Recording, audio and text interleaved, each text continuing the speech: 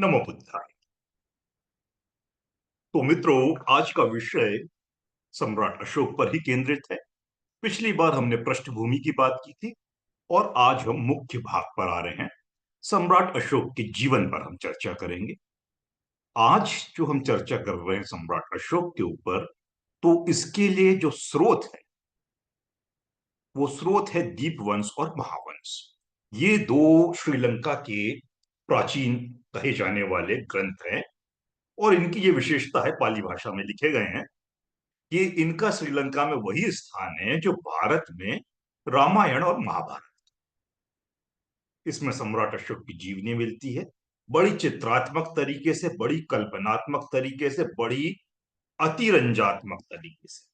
मतलब ऐसी ऐसी बातें उसमें मिलती है कि यकीन कर पाना मुश्किल होता है कि ये वाकई इतिहास है, सच है या कोरी कल्पना। तो बड़ी मुश्किल हो जाती है सम्राट अशोक को इन दो ग्रंथों के माध्यम से जानने। हुआ यह था कि जब भारत का इतिहास लिखने की कोशिश ब्रिटिश इतिहासकारों ने की थी और उनको जब दीपवंश और महावंश हाथ में लगे थे, तो उन्हें लगा कि भाई इसमें जो बात कही गई है किसी देव नाम की यदस्सी के बारे में, ये तो कोरी कल्पना है, इसमें कुछ भी हकीकत नजर नहीं आ रही। तो उन्होंने इसको खारिज कर दिया था अब ये तो 1837 में जेम्स प्रिंसेप को जैसे ही धम्म लिपि पढ़ने का अवसर मिला, तो उसके बाद वो समझ पाए कि भाई सम्राट अशोक इतिहास थे, कल्पना नहीं। अब ऐसा क्यों हुआ कि दीपवंश और महावंशों को पढ़ने के बाद इतिहासकारों को लगा कि ये महज कल्पना है? तो इसके पीछे कुछ कारण। कारण यह है कि दीपवंश और महावंश की जो शैली है और जो उसकी रचना का तरीका है, बड़ा विचित्र है, बड़ा अजीब है। अगर दीपवंश और महावंश को पढ़ते हैं तो इसकी एक बड़ी आलोचना अलेक्जेंडर एवी स्मिथ ने की थी। एवी स्मिथ ने जो इसकी कड़ी आलोचना की उसको हमको समझना चाहिए। एवी स्मिथ पहले व्यक्ति थे जिन्होंने अशोक पर एक बहुत अच्छी किताब लिखी है, अशोक नाम से ही, अंग्रेजी में उपलब्ध है।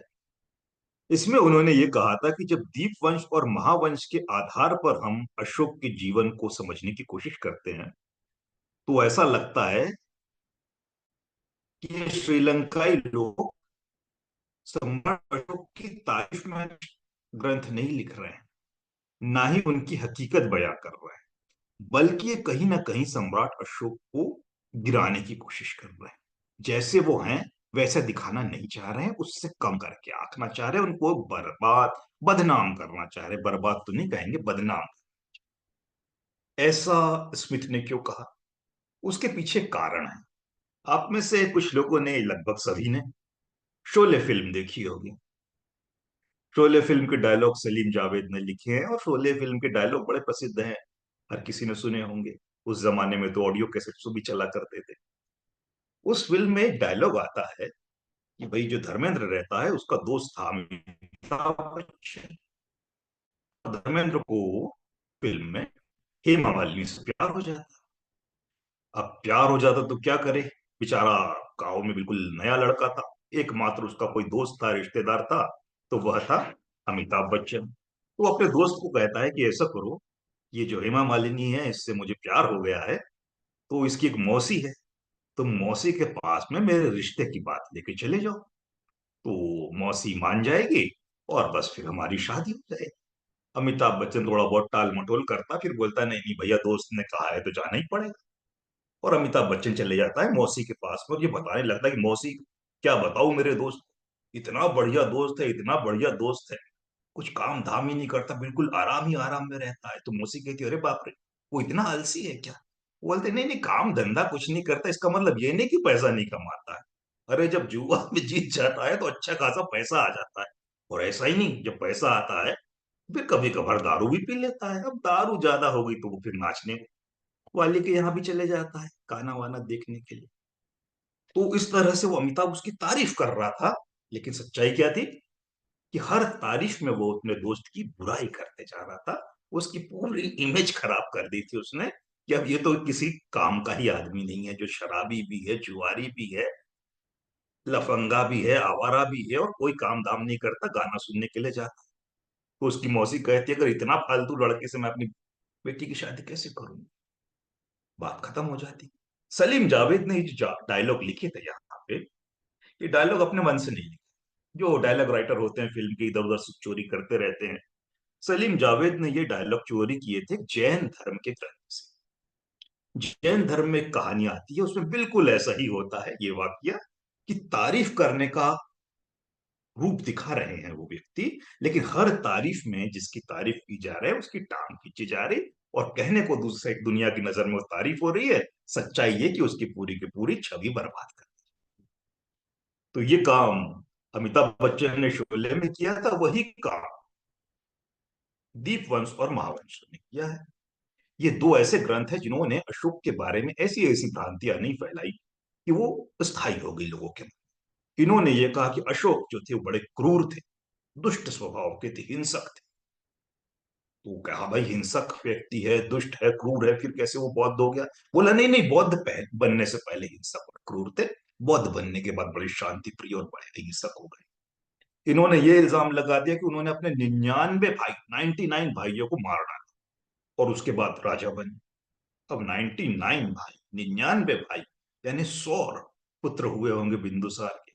असंभव है, लेकिन उन्होंने लिख दिया है, और लोगों के मन में स्थायी रूप से बैठ गया कि अरे बाप रे, ऐसा हुआ होगा।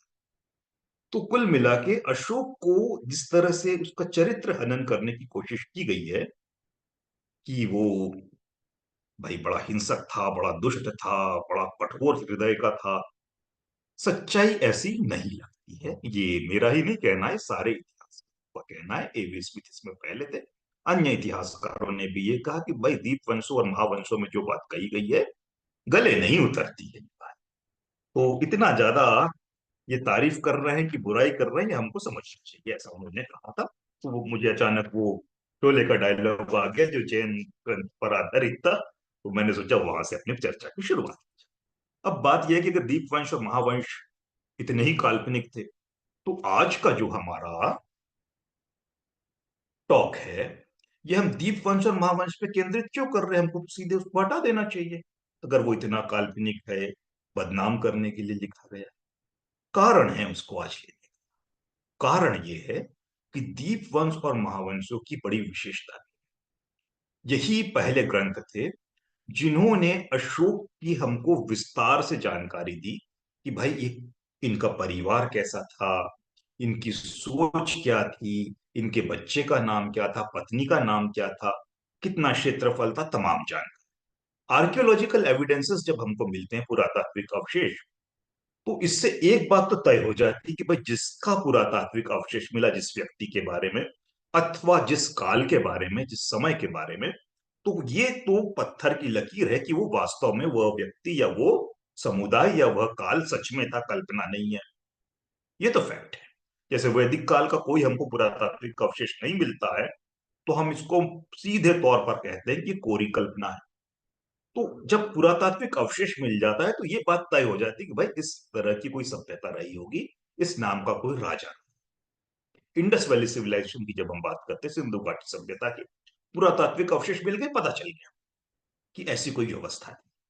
समस्या ये हो गई, पुरातात्विक अवशेष से ये तो पता चल गया कि सिंधु घाटी सभ्यता कोई सभ्यता थी, लेकिन सिंधु घाटी सभ्यता के लोग कौन सी भाषा बोलते थे, उनके रिश्ते कैसे होते थे, वहां राज प्रणाली क्या थी, धर्म क्या था, विचार क्या था, कुछ नहीं पता। क्यों नहीं पता? क्योंकि हमको कोई किताबी आधार नहीं मिला। अगर हमको कोई ग्रंथ भी मिल गया होता साथ में पुरातत्व के आधार साथ साथ, तो एक तो ये फैक्ट हो जाता कि भाई वो तो हिस्ट्री थी, सच्चाई है कि पुरातात्विक सभ्यता मतलब असली थी, इंडस वैली। साथ ही उस सभ्यता की बारीकी भी हम, तो वो बारीकी जो है वो किताबी ग्रंथों में ही मिलती है। तो सम्राट अशोक के बारे में ये अच्छा रहा कि भाई श्रीलंकाइयों ने कम से कम कुछ लिखा, तो भले ही वो सही लिखा गलत लिखा, ये हमारे लिए सोचने का विषय है। अब ऐसा क्यों कहते हैं कि इसमें गड़बड़ है? गड़बड़ के बहुत सारे तो तार्किक कारण भी है। सबसे पहला कारण यह है कि महावंश जो ग्रंथ है वो चौथी शताब्दी में लिखा गया, 4th सेंचुरी एडी, और दीपवंश जो है वो 5वीं शताब्दी, ईस्वी में, ईसा सन 5वीं, 5th सेंचुरी AD में। बीसी का एक भी ग्रंथ नहीं। सम्राट अशोक का काल था 273 BC, 273 ईसा पूर्व, और ये है चौथी शताब्दी और एक है 5वीं शताब्दी। यानी मोटे तौर पर देखे जाए तो 700 या 800 साल का अंतर है सम्राट अशोक के जाने के बाद। 700 साल बाद, 800 साल बाद, 600 साल बाद कोई ग्रंथ अगर उनके ऊपर लिखा गया है, तो जाहिर सी बात है कि लिखने वाले के पास पूरी पूरी जानकारी तो नहीं होगी। एक साल में ही बहुत सारी चीजें खो जाती है, एक साल क्या, 20 साल, 25 साल में खो जाती है। तो यहाँ तो 700 साल, 800 साल, 600 साल हो गए, तो बहुत सारी चीजें लुप्त हुई होगी, इसमें कोई शक नहीं। अब थोड़ा सा इस, लेकिन फिर भी कुछ जानकारी मिली है जो हमारे काम आ रही है, तो हम आज उस पर चर्चा करें। और दूसरा कारण ये भी है कि इन ग्रंथों पर चर्चा करना इसलिए जरूरी है क्योंकि श्रीलंका में इस ग्रंथ को इतिहास की माना जाता है, और हमारे सामने भी कल में कोई सम्राट अशोक पर बात कहे और हम कुछ और सुनाए उनको बात, और वो कहे दीपवंश में तो ये लिखा है, महावंश में तो ये लिखा है, तो हमको वो बात जानना चाहिए ताकि हम तार्किकता से उसको जवाब दे सके, चिंतन मनन उस पे हो सके जो वो आर्ग्यूमेंट हमारे सामने रखना चाह रहा है, इसलिए भी बेहद जरूरी है। तो थोड़ा सा इन दोनों ग्रंथों के बारे में समझ लेते हैं। महावंश जो चौथी शताब्दी में लिखा गया है, इसके लेखक का नाम है महान नाम, महानाम इसके लेखक का नाम है। और इसकी जो शैली है वो गद्य है। गद्य मतलब आप जानते हैं जिस तरह की कहानी लिखी जाती है, उपन्यास लिखी जाती है, ये उस शैली में। जबकि जो दीपवंश नाम का ग्रंथ है, दोनों ही पाली भाषा में लिखे गए हैं, ये 5वीं शताब्दी में लिखा गया है। इसकी शैली गद्यात्मक नहीं, इसकी शैली पद्य के रूप में। पद्य मतलब क्या होता है, गीत के रूप में लिखना, गजल के रूप में लिखना, मतलब जिसमें गायकी हो, जिसको गाया जा सके। जैसे उदाहरण के लिए हिंदुओं का एक प्रसिद्ध ग्रंथ है रामचरितमानस। रामचरितमानस में चौपाई है, तो उसको लोग हारमोनियम पे बैठ के रात भर गाते, अखंड रामायण पाठ होता है, और गाते जाते डिग डिग डिग डिग डिग बजते रहता, और वो चलते रहता उनका। तो वो पूरी गीतात्मक शैली होती है। दीपवंश भी बिल्कुल इसी शैली, अगले शैली की अपनी विशेषता होती है कि इससे लोग को समझना, समझना तो नहीं बल्कि याद करना जबान पे बैठ जाती है। तो अशोक के इतिहास को या अशोक को इतिहास न बनाते हुए मिथक के रूप में इन्होंने इस रूप में प्रस्तुत किया है, गद्य में भी और पद्य में। महावंश, जैसा हम कह रहे हैं कि इससे कुछ फायदे हमको हुए हैं, इतिहास का हल्का फुल्का पुट मिलता है, तो महावंश में हमको ये जानकारी भी मिलती जो कि हमने पहले बार चर्चा की थी। ये कालाशोक से भारत का इतिहास, बौद्ध इतिहास शुरू कर रहे हैं, और इन्होंने बताया, कालाशोक की हमने पिछली बार चर्चा की थी। कालाशोक नाम के एक व्यक्ति रहे थे, राजा रहे थे, जिन्होंने दूसरी बौद्ध संधि का आयोजन करवाया था, द्वितीय बौद्ध संधि। तो ये उस कालाशोक की बात करते हैं। कालाशोक के बारे में ये बताते हैं कि उनके कुछ 9 या 10 बेटे थे, और उसके बाद नंदवंश आया था। नंदवंश की 9 राजाओं की पीढ़ी चली थी, उसके बाद मौर्य वंश आया था। ये सब हमने अच्छी तरह देख लिया है। और मौर्य वंश में तीसरे नंबर पर, यानी तीसरी पीढ़ी पर सम्राट अशोक आए। अब यहां से सम्राट अशोक की कहानी जो महावंश बताता है उसको हम सुनते हैं। महावंश ये कहता है कि बिंदुसार नाम के जो राजा थे, मगध के राजा थे, बहुत बड़े राजा थे, मजबूत थे। तो एक ब्राह्मण ने सोचा कि चलो ये तो बड़ा मजबूत राजा है, क्यों ना अपनी बेटी को इसके दरबार में भेज दिया जाए ताकि मेरा रिश्ता राजा से जम जाए। ब्राह्मणों में ये आदतें बहुत लंबे समय बाद तक भी रही है। एक कहानी लिखी है, मराठी के लेखक विजय तेंदुलकर थे, या शायद वही थे, हाँ। उन्होंने किताब लिखी थी पूना के पेशवा काल। पेशवा काल की कहानी भी यही थी कि एक बिहार का ब्राह्मण होता है, वो इधर उधर से गरीब रहता है, परेशान होकर पूना में आता है, और वो अपनी बेटी जो है वो पेशवा के दरबार में भेज देता है। तो शायद ये संस्कृति उनकी रही होगी कि वो राजा से संबंध बनाने के लिए अपनी बेटियां वहां पे अर्पित कर दिया करते होंगे, क्योंकि आधुनिक काल तक ये होता आया था, अंग्रेज काल तक होता है, तो हो सकता है भाई ये बात सही हो, मान सकते हैं इसको। तो महावंश ये कहता है कि एक ब्राह्मण अपनी बेटी को बिंदुसार के दरबार में छोड़ देता है कि भाई ये उनके दरबार में रहेगी, इससे मेरा रिश्ता नाता अच्छा हो जाएगा, और राजा को अगर पसंद आ गई तो फिर क्या कहना, राजा ने अगर उससे अच्छे रिश्ते हो गए तब तो ऐश ही ऐश है ब्राह्मण की। तो ये सोच के उसने अपनी बेटी को भेज दिया। उसके बारे में महावंश लिखता है कि वो बेटी बड़ी सुंदर थी, बड़ी आकर्षक थी। तो वो जैसे ही उस राजा के दरबार में जाती है, अंतःपुर कहा जाता था जहां पे औरतें हुआ करती थी दरबार की, राजा की पत्नियां और तमाम सेविकाएं। तो वहां जब ये औरत लड़की पहुंची, तो रानियों ने देखा, बिंदुसार की बाकी पत्नी ने, एक थी या अनेक थी पता नहीं। तो वो देखती तो बोलती, अरे बाप रे, इतनी सुंदर लड़की अगर हमारे दरबार में आ गई, मतलब अंतःपुर में, तो हमारे लिए बड़ा मुश्किल हो जाएगा। राजा तो इसको देख के मोहित हो जाएंगे, और मोहित हो गए तो फिर हमारी छुट्टी। जो हमारा इज्जत और पटरानी बने हुए हैं, ये पूरा स्थान तो ये लड़की ले लेगी। तो बोलते क्या किया जाए।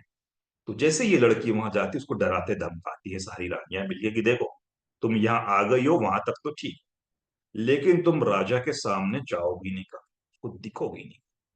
तो ये कहती, मुझे तो सेवा करने के लिए भेजा गया है राजा।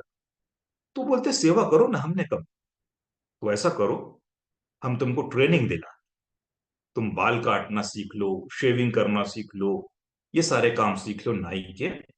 और राजा जब सोए रहेंगे, तो उनके बाल काट दिया करो, उनकी शेविंग कर दिया करो, नींद में रहेगा। जागे हुए हम मत करना, कि जागे हुए हम करोगे तो वो तुमको देख लेंगे, और हम नहीं चाहते कि तुम्हारी नजर, राजा की नजर तुम पर पड़े। तो वो लड़की मान जाती, क्या करती भाई, मजबूर थी। और वो लड़की इस तरह से राजा की सेवा करने लगती है। समय बीतता जाता है, बहुत दिन हो जाते हैं, वो अपनी सेवा जारी रखती है। एक दिन जब वो राजा के बाल काट रही थी या शेविंग कर रही थी, अब ये बात बड़ी अटपटी सी लगती है। कोई व्यक्ति नींद में हो और उसकी कोई बाल काटे या दाढ़ी बनाए, ये थोड़ा अटपटा सा तो लगता है, लेकिन इसमें चलता है, ये पूरी अटपटी ही कहानी है, तो इसलिए इसको कहानी के तौर पर ही समझिए, बाद में हम लोग अपना तर्क। तो अचानक से राजा की नींद खुल जाती है। देखता ये कौन है, देखता एक सुंदर सी लड़की उसके बाल काट रही है, शेविंग कर रही, जो भी कर रही है। तो बोलता, तुम कौन हो, यहाँ कैसे आ गए? हड़बड़ा जाता राजा। तो वो बोलती कि मैं तो आपके अंतःपुर में रहती हूँ, मैं आपकी सेवा के लिए अर्पित की गई हूँ मेरे पिता के द्वारा, और मैं रोज आपकी सेवा करती हूँ। तो राजा बोलता, अरे बाप रे, ये कब से चल रहा है? तो बताती, भाई साल, 1.5 साल, 2 साल, जितनी भी अवधि हो गई थी, मैं ये रोज कर रही हूँ। राजा को बड़ा आश्चर्य होता, अरे बाप रे, मुझे तो आज तक पता ही नहीं चला। ये तो मेरे ही अंतःपुर में रह रही हो और मेरी सेवा कर रही हो, मेरे बाल बनाती हो, मुझे इसकी बिल्कुल जानकारी नहीं थी। और जैसे ही वो उस लड़की को देखता, बड़ी सुंदर लगती, तो राजा को बड़ी अच्छी लगने लगती है। तो राजा को उससे प्यार हो जाता। अब जैसे ही प्यार हो जाता, तो वो पूछता है, बोलता है कि मुझे तो तुमसे बहुत प्यार हो गया, सच कहूं तो मैं तुमसे शादी करना चाहता हूँ। ये डायलॉग जो है, ये महावंश के है ना, मेरे तरफ से नहीं, आप वो शैली मेरी हो सकती है, बात वही मेरी की। लेकिन एक समस्या आ गई, मैं तो हूं राजा, क्षत्रिय हूं, और तुम हो नाई। तो एक क्षत्रिय और नाई की शादी कैसे हो सकती है? ये बड़ा अटपटा डायलॉग है, क्योंकि ये क्षत्रिय और नाई और ये भेदभाव मौर्य काल में नहीं आए थे। नंद वंश जो था, वो तो खुद नाइयों का वंश था।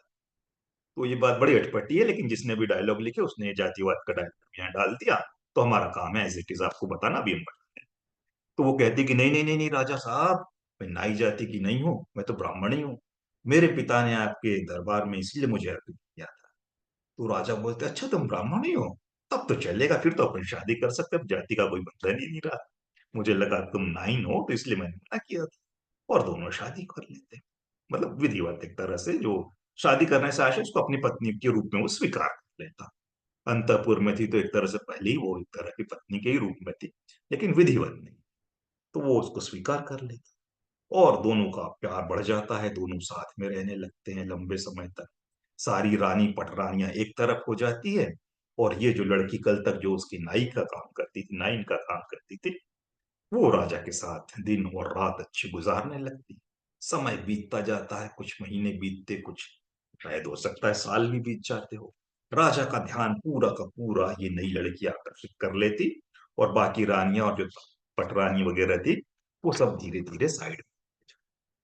होते होते एक समय आता कि ये नई लड़की जो थी, जिस नाई का काम जो करती थी, ये गर्भवती हो जाती। राजा बड़ा खुश होता कि चलो भैया, मेरा नया बेटा आ रहा है, बहुत प्यार करता है, ये वो करता है। और वो समय आता है कि जब उसको डिलीवरी होने वाली होती है। तो राजा पूछता है कि इस बच्चे का क्या नाम रखे। तो रानी कहती, इसका नाम हम रखेंगे अशोक। तो राजा कहता, अशोक क्यों? अशोक तो उस काल में नाम शायद किसी का भी नहीं रहा होगा। तो राजा पूछते हैं कि भाई अशोक क्यों? तो वो कहता है, अशोक का कारण यह है कि इस बच्चे के आने से मेरे सारे शोक दूर, मैं शोक मुक्त हो गई। क्योंकि इस ये अगर नहीं आया होता तो आज भी मैं आपके दरबार में एक सेविका का काम करती, सेविका का काम करती। मेरे को कोई सम्मान नहीं मिलता, कोई सुविधा नहीं मिलती। लेकिन ये बेटा आया है, आएगा तो इसने मुझे शोक से मुक्त कर देगा।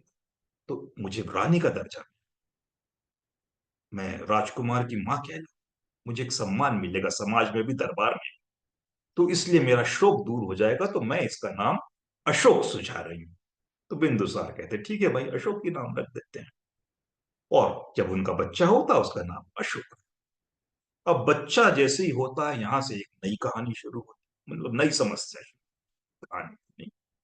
समस्या ये हुई कि जैसे ही वो अशोक बच्चा पैदा होता है, राजा उसको देखता तो बड़ा दुखी हो जाता। क्यों दुखी होता? एक तो वो बच्चा जो था अशोक, वो रंग से काला था, और भारतीय लोग आजकल तो रंग भेदी है ही है, उस काल में तो शायद नहीं रहे होंगे। क्योंकि वो गोरा रंग तो हमारे यहाँ सबसे पहले ग्रीक लोग लेके ही आए, उसके पहले तो सारे भारतीय काले ही। अब अशोक के काल में, अशोक के दादा के समय से ही, ग्रैंडफादर के समय से ग्रीक लोगों का आना जाना शुरू हो गया हो।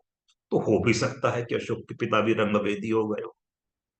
तो वो कहते काला है, अजीब लग रहा है। दूसरी बात, काला होने के साथ साथ जो सुंदरता का पैमाना होता है कि एक बच्चा बड़ा सुंदर, बड़ा आकर्षक दिखता है, अशोक जब अपने शिशु रूप में थे तो वो उस तरह से सुंदर उसके पिता को नहीं लग रहे थे, बड़े कुरूप लग रहे थे। तो उस बच्चे से उसके पिता को नफरत हो। वो बोलता, अरे ये बच्चा मेरे सुंदर नहीं दिख रहा, और मेरा जो बड़ा बेटा है जिसका नाम था सुसीम, सुसीम की ये विशेषता थी कि वो बड़ा सुंदर और बड़ा गोरा दिखा करता था। तो राजा बोलता, देखो असली बच्चा तो सुंदरता ये होती, तो मेरा प्यारा तो सुसीम ही है। अशोक पैदा हो गया, ठीक है, राजकुमार बन के रहे, लेकिन प्यार नहीं मिलने वाला उसको पिता का। वो बेचारा अपने पिता के प्यार से वंचित हो जाता है, माँ उसको बहुत प्यार करती है। ऐसा इस कहानी में लिखा गया है। सच है गलत है कोई नहीं जानता। अब धीरे धीरे जब अशोक बड़ा होने लगता है और सुसीम भी बड़ा होने लगता, सुसीम थोड़ा बड़ा था उम्र में, अशोक उससे कुछ छोटा था, 4-5 साल का अंतर रहा होगा, या हो सकता कुछ और भी अधिक अंतर रहा होगा, हमें नहीं पता कितना अंतर रहा। अब जब दोनों राजकुमार बड़े होने लगते हैं, तो सारे दरबारी और जनता धीरे धीरे देखती है कि अशोक तो अद्वितीय गुणों से ही साधारण राजकुमार नहीं, इसमें बहुत क्षमता है, बहुत टैलेंट है, बहुत स्किल है। क्या क्या स्किल अशोक में दिखने लगे थे। वो देखते कि अशोक में बड़ी अच्छी क्षमता है कि वो एक समा बांध देता, जब वो लोगों से बात करता है, लोगों से मिलता है, दरबारी हो चाहे आम जनता हो, तो वो एक आकर्षण का केंद्र बन जाता है। वो इतनी अच्छी तरह बोलता है कि लोग उसकी बातों में आ जाते हैं, उसकी बातों को ध्यान से सुनते हैं। दूसरी विशेषता ये थी अशोक की कि वो पढ़ाई में भी, मतलब गणित हो गया, उस काल का जो भी भाषा विज्ञान रहा होगा, तमाम विषयों में बड़ा तेज था पढ़ने में, पढ़ाई में भी बड़ा अच्छा। और तीसरी चीज वो देखते हैं, राजकुमारों को उस काल में सैन्य शिक्षा तो मिलती ही थी, मार्शल आर्ट्स। तो चाहे घुड़सवारी हो, चाहे तलवार चलाना हो, चाहे कोई और मल्ल युद्ध हो, कोई भी विधा, इसमें भी बड़ा तेज। तो कुल मिला के धीरे धीरे जब अशोक बड़ा होते जा रहा था, बच्चे से युवावस्था में पहुंच रहा था, तो सारी जनता इस बात को देखती है, राज दरबार भी देखता है कि अशोक में भाई बहुत सारे गुण हैं। सबसे पहला गुण उसमें, अगर हम देखा जाए फिजिकल, भौतिक, शारीरिक रूप से देखा जाए, तो शारीरिक योग्यता बड़ी अच्छी, बड़ा बलशाली है। दूसरा, बौद्धिक रूप में देखा जाए तो पढ़ने लिखने में भी बड़ा तेज। और तीसरी चीज अगर उसकी देखी जाए कि उसमें एक एक्स्ट्रा स्किल थी, नेतृत्व की, बड़ा अच्छा नेतृत्व करता है वो। तो एक तरह से स्पिरिचुअल क्वालिटी भी उसमें बहुत ज्यादा दिख रही थी। तो अशोक से तो हर कोई प्रभावित हो जाता था, सिवाय उसके पिताजी। पिताजी ने बचपन से ही अशोक से नफरत कर ली, तो क्या कहना भाई, नफरत का तो कोई इलाज नहीं होता है। बाकी पूरे दरबारी और अधिकांश जनता जो थी अशोक को बहुत पसंद किया करती थी। सुसीम की विशेषता यह थी कि सुसीम दिखने में बड़ा ही बहुत सुंदर रहा होगा, अच्छा रहा होगा, लेकिन उनमें उसमें ऐसे कोई गुण नहीं थे। ना वो युद्ध कला में माहिर था, ना ही वो बौद्धिक रूप से इतना सक्षम था, नहीं उसके पास वो कला थी कि लोगों को सम्मोहित कर लेना और आकर्षण का केंद्र बन जाना, ये कुछ भी नहीं कर। धीरे धीरे दोनों राजकुमार बड़े हो रहे थे। बिंदुसार तो सोच चुके थे कि भाई मेरे बाद में जो अपना राजपाट होगा मैं तो सुसीम को सौंप दूंगा, अशोक को तो देने वाला। अशोक मुझे पसंद है। तो सुसीम ने कोई चढ़ा रहे थे कि भाई तुमको ही राजा बनना है। अब हुआ ये, सब कुछ इनका राजपाट तो बहुत बड़ा था, हमने पिछली बार ही वो नक्शा देखा था कि अफगानिस्तान से लेके केरल तमिलनाडु तक मौर्य वंश फैला हुआ था पूरा, लगभग आज का जितना हमारा भारत नहीं है उससे बड़ा था मौर्य काल का भारत। ठीक है, उसमें उड़ीसा का हिस्सा नहीं आया था जो बाद में अशोक ने जोड़ा, लेकिन बाकी भी तो काफी बड़ा था। तो जो अफगानिस्तान वाला भाग था, तक्षशिला वाला भाग, उस समय क्या हुआ, जब दोनों राजकुमार बड़े हो चुके थे, तक्षशिला में कुछ विद्रोह कर देते हैं वहां की जनता, राजा। और जैसे ही विद्रोह होता है तो बड़ा संकट हो जाता है कि अब क्या होगा भाई, ये इतना बड़ा प्रदेश हमारे हाथ से निकल सकता है, तो इसको कैसे रोका जाए।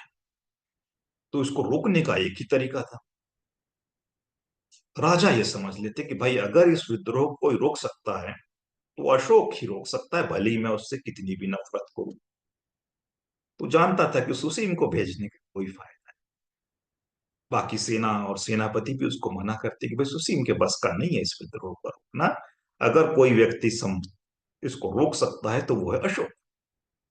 तो बिंदुसार अशोक को भेज देते हैं, अशोक के साथ सेना भी भेज देते हैं कि जाओ तक्षशिला के विद्रोह को रोको। और अशोक उस विद्रोह को रोकने में सफल हो जाते हैं। अशोक सैन्य कला में भी माहिर था, बौद्धिक रूप से भी माहिर था, जनप्रिय भी था, उसको हर चीज आती थी, जनता से संवाद करना, सैनिकों में हौसला अफजाई करना और युद्ध में। तो बड़ी आसानी से वो इस विद्रोह में जीत जाता है।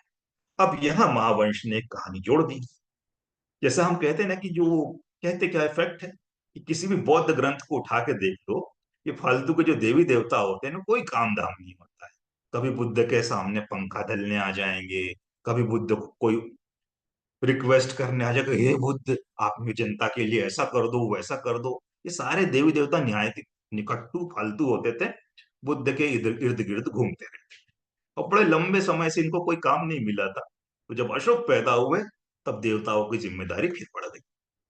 हुआ ये इस कहानी के अनुसार कि जब वहां पे तक्षशिला का विद्रोह को शांत करने के लिए अशोक चाहते हैं, तो बिंदुसार तमाम सेना दे देता है राजा को, मतलब अशोक को, राजकुमार को, लेकिन हथियार नहीं देता। अब बिना हथियार के लड़े तो लड़ो कैसे अशोक, ये तो बड़ी अटपटी सी बात लगती है। ऐसा कोई भी राजा नहीं हो सकता है कि अगर वो किसी को विद्रोह को शांत करने के लिए भेज रहा है तो वो सेना के पास हथियार नहीं देगा, लेकिन इस कहानी में नहीं दिया। अब बिना हथियार के अशोक जा रहा, सेना बड़ी परेशान थी कि हम करेंगे तो क्या करें, कैसे लड़ेंगे बिना हथियार। तो यहाँ देवता आ जाते हैं आसमान से कि अरे इतने महान सम्राट, चक्रवर्ती सम्राट होने वाले युद्ध के लिए जा रहे हैं राजकुमार के रूप में और इनके पास कोई हथियार नहीं है, लाइए हम आपके लिए हथियार उपलब्ध करा देते हैं। और वो आसमान से सारे हथियार, तीर तलवार धनुष बाण और क्या पता टैंक और तोप भी भेज दी हो तो हमको नहीं पता, हाथी घोड़े सब देवता लाके अशोक को दे देते हैं। और अशोक फिर इन हथियारों को लेके जाता है, तक्षशिला का विद्रोह खत्म कर देता। ये तो खैर हुई कहानी की बात कि देवी देवताओं ने हथियार उपलब्ध करा दिए, सभी समझ सकते हैं कि कितना बकवास है इसमें। हो सकता है कि अच्छे हथियार उपलब्ध नहीं कराए होंगे, अच्छे हथियार नहीं दिए होंगे, क्योंकि कहीं ना कहीं हो सकता है कि उसके पिता के मन में भी कपट होगा कि भाई मैं क्यों अपने अशोक को हीरो बनाऊं, मुझे तो सुसीम को हीरो बनाना है।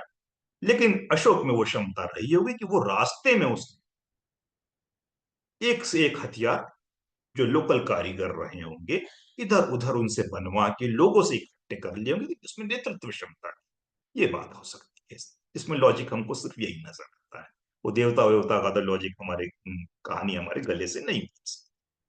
तो इस तरह जैसे विद्रोह को शांत करता है अशोक, तो पूरे मगध साम्राज्य में अशोक की वाहवाही होने लगती कि अरे बाप रे, इतने खतरनाक विद्रोह को ये छोटा राजकुमार गया और इसने शांत कर दिया। हर तरफ अशोक के चर्चे होने लगते हैं। अशोक के चर्चे जैसे ही होने लगते हैं, अशोक के पिता का फिर दिल दुखने लगता है कि अरे क्या करे, कहा मैं इससे मुक्ति चाह रहा था और ये फिर हीरो बन गया। अब कुछ बन गया तो बन गया, क्या करे, कोई बात नहीं, ठीक है, अभी भी और तरीके हैं निपटा। तो वो बोलता है कि ठीक है, अब विद्रोह तो शांत हो गया, अशोक वापिस आ जाओ। अशोक वापिस आ जाते। अब वापिस जब आ गए तो मुसीबत की, अगर ये मगध में रह गया तो बड़ी मुश्किल है, क्योंकि बिंदुसार धीरे धीरे बूढ़ा।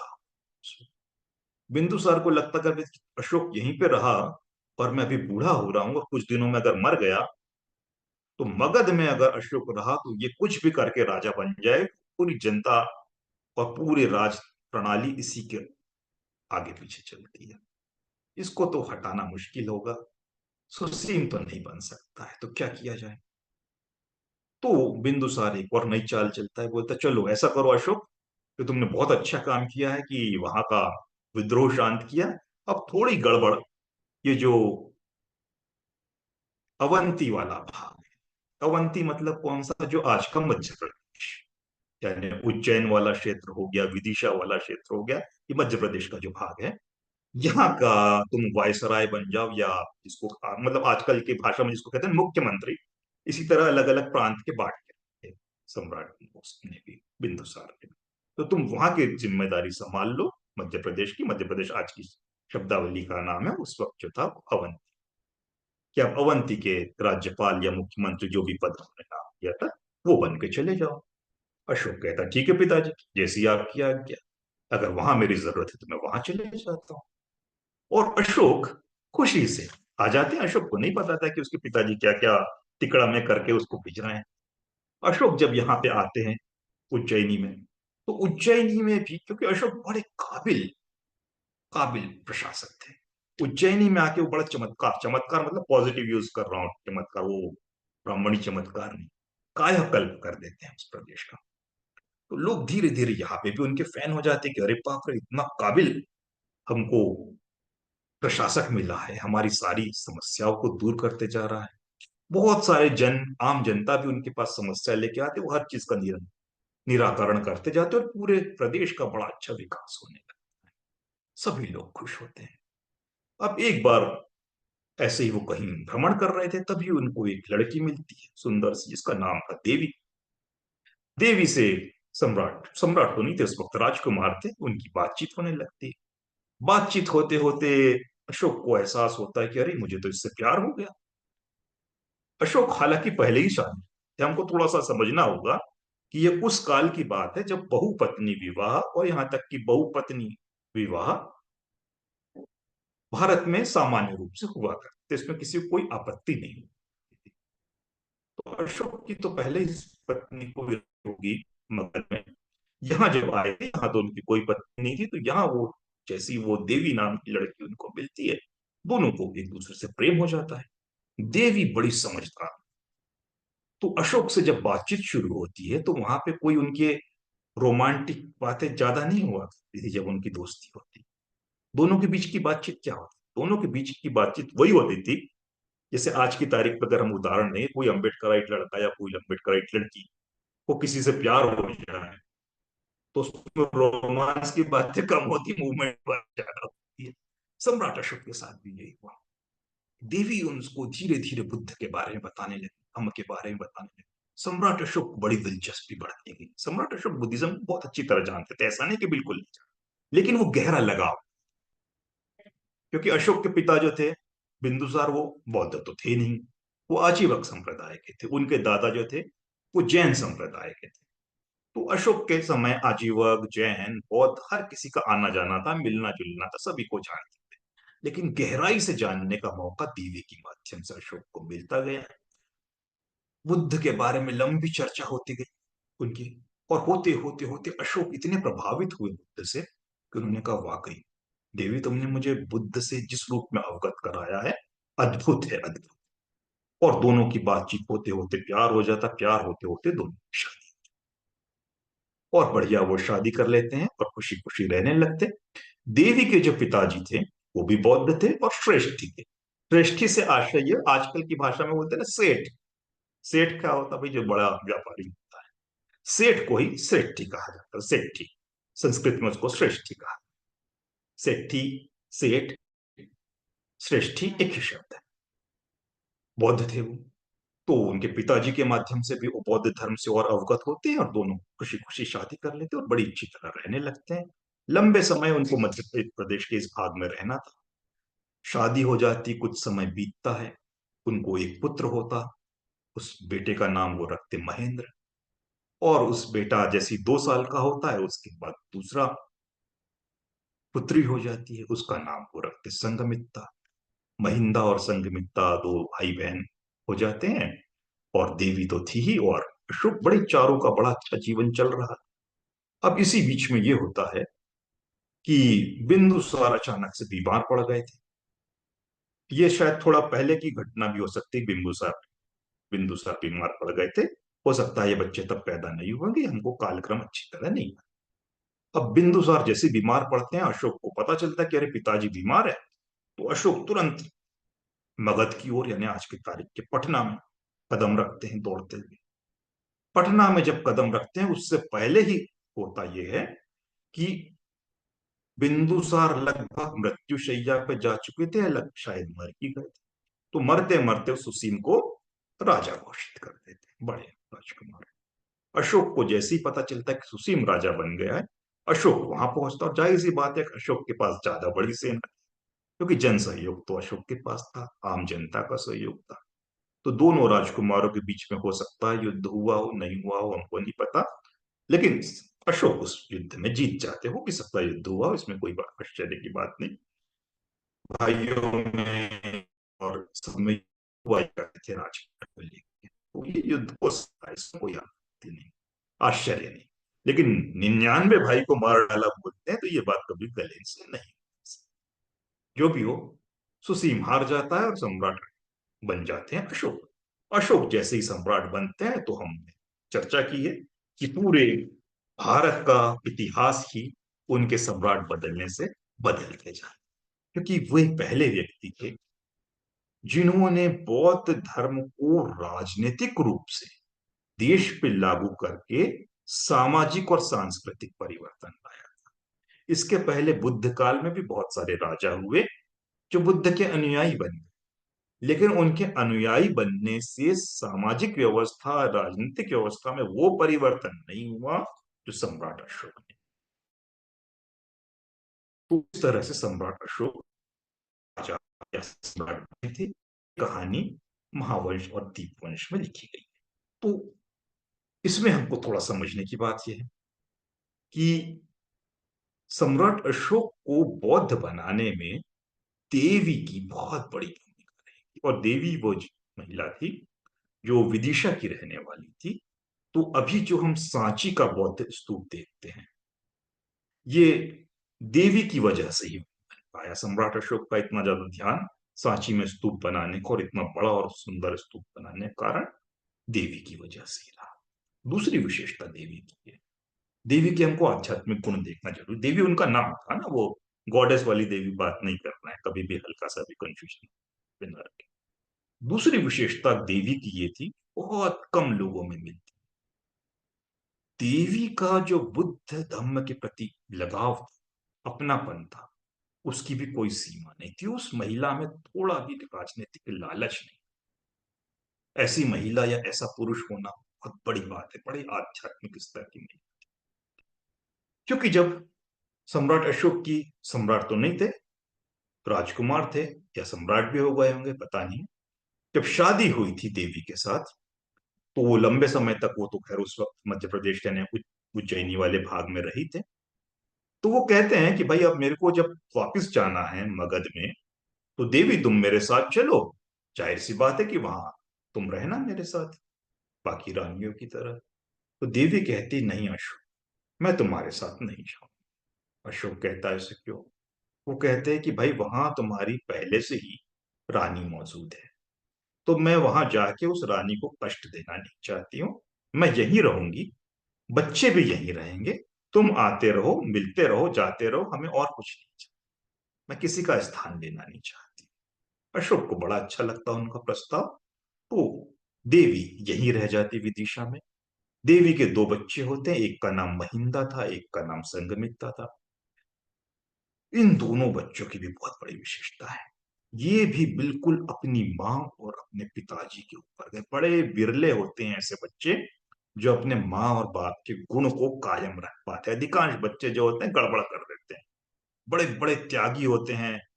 कोई व्यक्ति जैसे बाबा साहब थे, और बच्चा बिल्कुल ऑपोजिट निकल जाता है। अधिकांश जगह ऐसा हो। लेकिन ये दोनों बच्चों के साथ ऐसा नहीं हुआ। इन दोनों बच्चों में थोड़ा भी लालच नहीं था कि हमको राजकुमार राजकुमारी बन के अगर महेंद्र चाहता तो सम्राट अशोक उसे खुशी खुशी किसी प्रांत का जिम्मेदारी दे देते। सम्राट अशोक ने जीते जी एक बड़ा अच्छा काम किया था कि वो अपने जितने भी बेटे थे सबको एक एक प्रांत का गवर्नर बना दिया, ताकि सबको शांति से अपना अपना स्थान मिल जाए, कोई आपस में तनाव नहीं। तो निश्चित रूप से वो महेंद्र को भी एक अच्छा खासा दे देता। राजकुमारी थी, उसको भी अच्छी खासी शादी और काफी अच्छा कुछ मदद कर देता। लेकिन इन दोनों ने कहा कि नहीं भाई, हमें ये नहीं चाहिए। उस वक्त अशोक, जिसपे हम चर्चा अगले हफ्ते करेंगे, अभी यहाँ नहीं कर रहे हैं समय के अभाव में, हम अशोक के धम्म प्रचार पर चर्चा आने वाली है। तो अशोक जब धम्म प्रचार में तन मन धन से सक्रिय हुए, उससे दो गुनी ताकत से देवी तो पहले से सक्रिय थी, और देवी यानी अशोक और देवी के दोनों बच्चे, ये दोनों भाई बहन भी उतनी ही तीव्रता के साथ धम्म प्रचार में लग गए। इन्होंने कहा हमको राजकुमार नहीं बनना, हमको राजकुमारी नहीं बनना, हमको कोई महल का सुख नहीं चाहिए। हम अपने आप को संघ के लिए 100% समर्पित कर रहे हैं। एक इतना बड़ा सेठी का परिवार से निकले हुए, जिसके पिताजी राजा हो, सम्राट हो, राजा भी, वो बच्चे, वो भाई बहन कहे कि हमें महल का सुख नहीं चाहिए, और चीवर पहन के वो धम्म प्रचार के लिए निकल गए। अद्भुत है, अद्भुत। ऐसी महानता, ऐसा त्याग देखने नहीं मिलता। जिसके पास कुछ नहीं हो वो त्याग करे तो क्या त्याग, जिसके पास सब कुछ हो और वो त्याग करे तो असली त्याग तो वही होता है। तो ये दोनों भाइयों बहनों में ये बड़ी विशेषता थी। तो हम लोग देवी को इसलिए ही याद इसलिए करते हैं, सम्राट अशोक की पत्नी को, कि अगर सम्राट अशोक को वो नहीं मिली होती तो सम्राट अशोक के मन में धम्म के प्रति वो जो गहरा लगाव था, शायद वो नहीं हो पाता। ये कई इतिहासकारों ने कहा कि भाई जब कलिंग से सम्राट अशोक का युद्ध हुआ, तो उसकी विभीषिका को देखते हुए उनका हृदय परिवर्तन हो गया और बौद्ध बन गए। ये बात सच है, इसको कोई नहीं झुठला रहा कि उसको देखते हुए उनका हृदय परिवर्तन हुआ होगा। लेकिन बौद्ध धर्म का जो दिया उनके दिल में जला, वो देवी की वजह से पहले ही चल गया। वरना वो विभीषिका को देखते हुए कुछ और भी अपना सकते थे, कुछ और भी रास्ते में जा सकते थे। हो सकता महावीर का रास्ता पकड़ लेते, हो सकता कोई कर्म कांड में पड़ जाते कि चलो भैया अभी हवन यज्ञ करके इससे मुक्ति की जाए, किसी गलत रास्ते पे जा सकते थे। लेकिन रास्ता पहले उनको देवी ने दिखा दिया था, इसलिए वो बुद्ध के रास्ते पे चले गए। पिछले एपिसोड में जैसे हमने कहा था कि हम अगर बौद्ध हैं तो इसका श्रेय सीधे सीधे बाबा साहब को जाता है। बाबा साहब अगर बौद्ध है तो उसका सीधा सीधा श्रेय सम्राट अशोक को जाता है। सम्राट अशोक नहीं होते तो पूरी दुनिया में और पूरे भारत में बौद्ध धर्म फैलता ही नहीं। वो तो उत्तर प्रदेश और बिहार में सीमित रह के 200-300 साल में खत्म हो जाता, उससे ज्यादा नहीं जाता। सम्राट अशोक ने विश्व किया। तो सम्राट अशोक को हम याद करते हैं, सम्राट अशोक की वजह से बाबा साहब हो गए। सम्राट अशोक हुए देवी की वजह से, और देवी बौद्ध हुई अपने माता पिता की वजह से। तो हर चीज कड़ी एक दूसरे से जुड़ी हुई। बुद्ध धर्म में जो डिपेंडेंट ओरिजिनेशन कहा जाता है, प्रतीच्य समुत्पाद, वो यही है कि कोई भी चीज अपने आप में इंडिपेंडेंट नहीं, हर चीज किसी न किसी चीज पर आश्रित है, किसी न किसी चीज पर जुड़ी हुई है। तो यही हमने बुद्ध की श्रृंखला भी देख ली कि बाबा साहब से कहानी शुरू हुई हमारे लिए, वो सम्राट अशोक पे गई, सम्राट अशोक से देवी पे गई और देवी से बुद्ध पे गई, एक श्रृंखला चल। तो ये इनका बहुत बड़ी भूमिका रही है, देवी की। और यही भूमिका रही है महेंद्र और संघमित्रा की।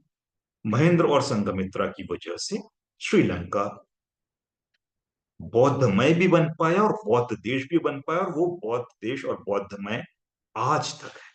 बहुत बड़ी विशेषता है कि इतने शताब्दियां बीत गई और वहां धम्म का की संस्कृति आज भी विद्यमान है। भली ठीक है, थोड़ी बहुत वैचारिक गड़बड़ी आ गई है, थेरवाद हावी हो गया है, रीजनिंग थोड़ी कम हो गई, वो सब चीजें चल रही है, लेकिन फिर भी काफी हद तक बौद्ध संस्कृति को बचाए रखा है, ये बहुत बड़ी। तो अंत में मैं यही कहूंगा कि हम प्रश्न और उत्तर के लिए, शंका निवारण के लिए आते हैं। सम्राट अशोक का जो बौद्ध धर्म था, जिसके ऊपर हम अगले हफ्ते चर्चा करेंगे, इसकी हल्की सी विशेषता जान लेते हैं, जो बाद के राजाओं में और सम्राट अशोक के पहले के राजाओं में हमको नहीं मिली है देखने के लिए। सम्राट अशोक के बाद एक हजारों साल की अवधि के बाद जब बाबा साहब आए, तो उसमें उनमें वो बात दिखी है जो सम्राट अशोक के धर्म में दिखी थी, बाकी जगह नहीं दिखती। क्या बात? सबसे पहली बात, धम्म की विशेषता जो सम्राट अशोक ने वास्तव में लागू करवाया, जो बुद्ध का मूल वचन, जन कल्याण।